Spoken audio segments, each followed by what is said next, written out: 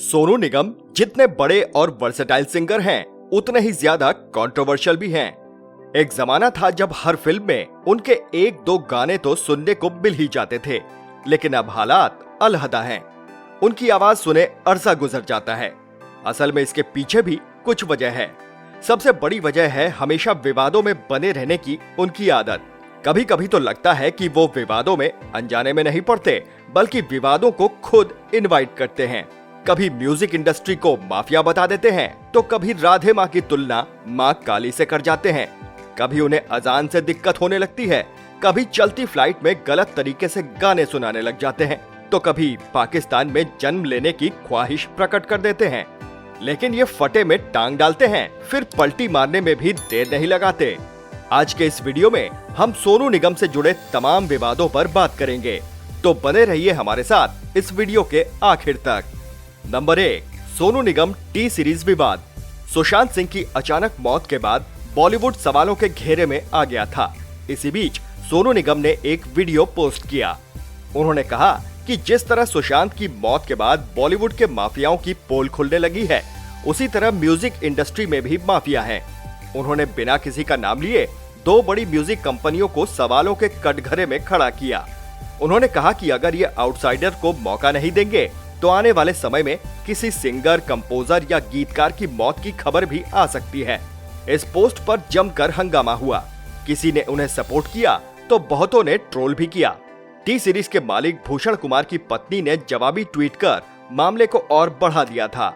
उन्होंने सोनू निगम को एहसान फरामोश तक बता डाला। उन्होंने उल्टे सोनू निगम पर ही म्यूजिक इंडस्ट्री के खिलाफ साजिश रचने का आरोप जड़ दिया। सोनू भी कहां पीछे रहने वाले थे। उन्होंने एक और वीडियो शेयर किया, जिसमें उन्होंने कहा कि लातों के माफिया बातों से नहीं मानते। लातों के भूत बातों से नहीं मानते, है ना। शराफत की भाषा सबको समझ में नहीं आती। नंबर 2, सोनू निगम अजान विवाद। मैं मुसलमान नहीं हूँ, फिर भी मुझे लाउड स्पीकर की आवाज के चलते सुबह उठना पड़ता है। धर्म के नाम पर ये जबरदस्ती क्यों? ये गुंडागर्दी है।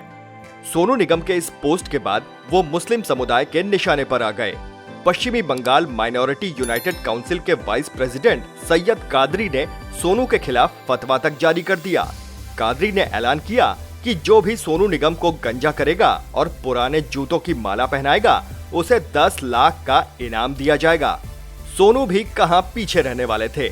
उन्होंने हेयर स्टाइलिस्ट आलिम हाकिम को बुलाया और मीडिया के सामने खुद ही अपना सिर मुंडवा लिया। लेकिन अब कादरी साहब पलट गए। बोले अभी 2 शर्तें अधूरी हैं। बिना उन्हें पूरी किए वो 10 लाख रुपए तभी देंगे जब वो फटे हुए जूतों की माला पहनकर देश भर में घूमेंगे। हालांकि सोनू निगम ने बाद में खुद को धर्मनिरपेक्ष बताया था। नंबर 3, सोनू निगम राधे माँ विवाद। सोनू निगम के नाम विवादों की लंबी फेहरिस्त है। ऐसा ही एक विवाद तब हुआ जब वो राधे माँ को सपोर्ट करते करते काली माँ पर ही टिप्पणी कर बैठे। साल 2015 में उन्होंने ट्वीट किया, जिसमें उन्होंने लिखा कि काली माँ को तो राधे माँ से भी कम कपड़ों में दर्शाया गया है। अजीब बात है कि ये देश कपड़ों की वजह से एक महिला पर मुकदमा चलाना चाहता है। इस पर भी खूब बवाल हुआ। उन पर FIR दर्ज कराने की भी मांग हुई। Number 4, Sonu Nigam jet airlines विवाद। हुआ यूं कि जेट एयरवेज की एक फ्लाइट जोधपुर से मुंबई जा रही थी। सोनू निगम साहब भी उसमें मौजूद थे। विमान में मौजूद लोग उन्हें पहचान गए। अब इतना बड़ा सिंगर मौजूद हो और उनसे गाना ना सुना जाए, तो ये बहुत बड़ी ज्यादती हो जाएगी। बस लोगों ने सोनू के सामने गाने की फरमाइश रख दी। अब पब्लिक डिमांड थी, तो सोनू को गाना पड़ा।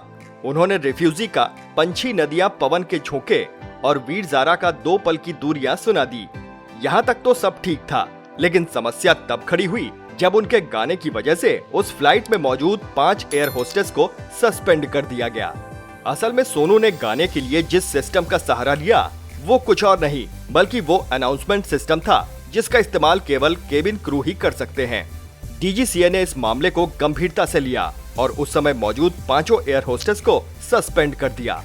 नंबर 5, सोनू निगम पाकिस्तान विवाद। एक बार तो सोनू निगम ने यहाँ तक कह दिया था कि काश वो पाकिस्तान में पैदा होते। उसके बाद वो जमकर ट्रोल किए गए। हालांकि बाद में उन्होंने अपने बयान पर सफाई भी दी। सोनू निगम साहब के साथ समस्या ये है कि पहले तो जोश जोश में ये लिख या बोल जाते हैं, फिर जब उस पर कंट्रोवर्सी होती है तो सफाई देते घूमते हैं और कई बार तो अपनी बात से ही पलट जाते हैं।